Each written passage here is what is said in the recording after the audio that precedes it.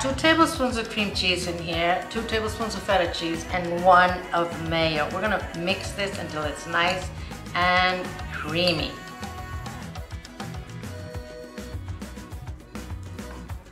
This will be easier if your cream cheese is at room temperature, guys. I'm gonna add about 1/2 teaspoon of paprika, some pepper, and a tablespoon of parsley. Obviously chopped.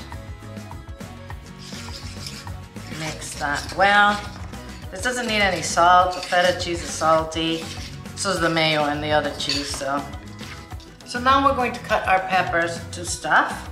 I'm not gonna take the stem off. I'm just gonna cut it in half.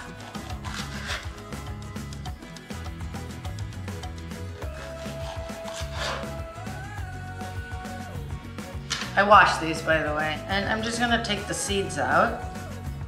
It's not a lot. I guess you could use a little spoon for this to make it easier.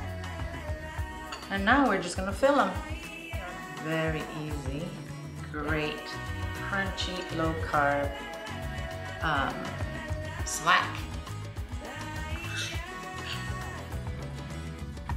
So let's taste this. Very nice. Super satisfying. You know, crisp.